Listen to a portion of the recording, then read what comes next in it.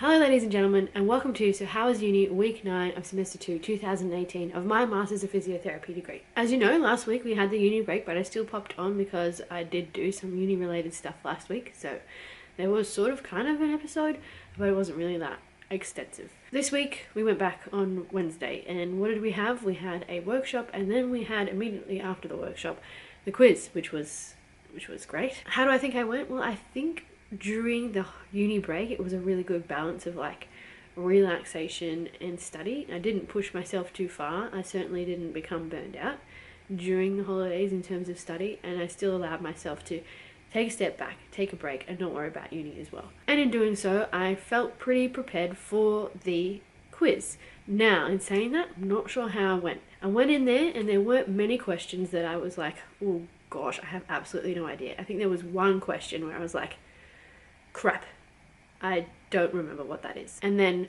there were maybe 4 or 5 questions out of 41 questions where it was like, and then the rest was pretty good. So I feel like I'm going to go relatively well in that quiz, hopefully. Fingers crossed. Hopefully we'll find out soon. We also got a lot of marks back from the previous assessments that we had done. For one of the assessments we had to write a discharge letter, and we also had to write a plan of care for a pediatric case. And I did alright in those too. I didn't do like amazingly well. I got a distinction, which is pretty freaking good, but no HDs yet, unfortunately. And for the other assessment, which was a plan of care, sort of like a treatment plan, sort of like an exercise prescription, sort of like an exercise description, sort of like a communication type assessment. It was assessing a lot of things. I did alright. I got a high credit. I lacked a lot of detail. My reasoning wasn't very sound despite having gone in and researched. We were provided feedback. In saying that, I still want to go a little bit more in depth and get a little bit more feedback and see how I can improve on my communication skills, how I can improve on my reasoning skills, because those are the sorts of things that we are still going to be assessed on in the exams coming up, and I want to nail that. So all of the input, all of the tips, all of the tricks that I can get about making my explanations more detailed, making my reasoning more detailed and more evidence-based, making my communication more clear, being more safe, anything that can bump up my marks is what I want to get feedback on and want to show in my practical exam, to show that I'm actually, yes, very capable of doing this. Just slightly freaking out about the practical exams coming up. So this semester is a 13-week semester, and we just finished week 9, which means we only have 10, 11, and 12 weeks left before our exams in week 13. Only 3 weeks, ladies and gentlemen. We don't have a STUVAC. We don't have a week off where we can actually solely focus on studying for these exams. It's a whole new ball game, and I'm just like, how am I going to cope? How am I going to handle it? I just had a practice session with David, who was very, very lovely and very, very kind, and allowed me to practice my physical physiotherapy techniques on his spine. I am slowly building my confidence. You can't be expected to just get the technique straight away. I mean, kudos to you if you can do that, but I am still like, ugh.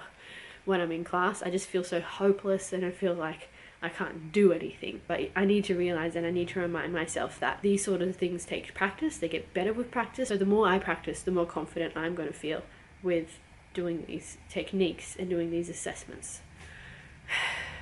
So the practice session was really good, and I feel like there's going to have to be a whole lot more practice sessions coming up. I know for some of our end of semester exams we are going to get the case studies beforehand, so there will be time to sort of prep for them. But at the same time, all very, very daunting, and I'm a little bit worried, because they must pass, right? If you don't pass these assessments, you're not deemed safe enough to go on clinical placement. And I really, really, really want to go on clinical placement. Like, I want to get my hands in there. I want to get my physio brain working. I want to learn all the things from experience, and that's what placement's going to be able to give me. But you need to pass. You need to pass these practical exams. So I've just got to wrap my head around it and pass these exams, essentially. I don't know.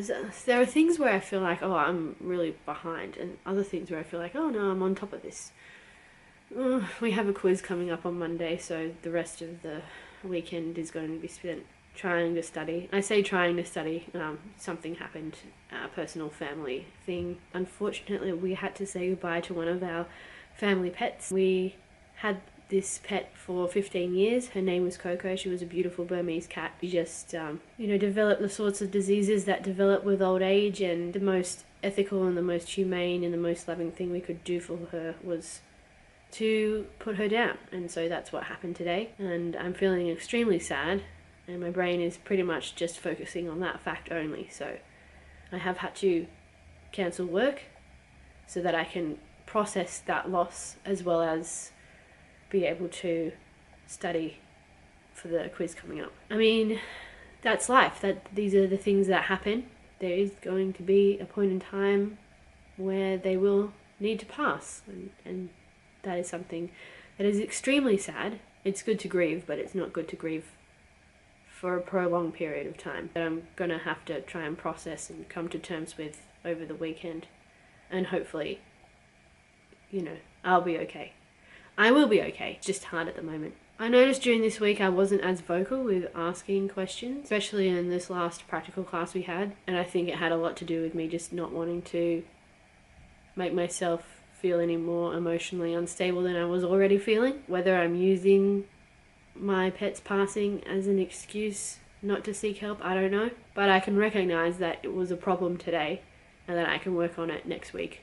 Definitely pick up my inquiry skills and definitely ask for more help in the future. In saying that, we did get help from our peers who seemed to be able to nail the techniques. So it wasn't like I wasn't asking for help, I just got help from a different source. So I think that's all of the reflections and the information that I have for you this week. If you have any comments, any tips, any tricks, anything that you want to share, condolences, happy for you to leave them down in the comments below. I will see you next week with another version of these videos. But I will also see you tomorrow with a vlog, because I am doing Vlogtober, which means that I'm making a video every day, which is pretty cool. Thank you for watching, and I will see you tomorrow. Peace out.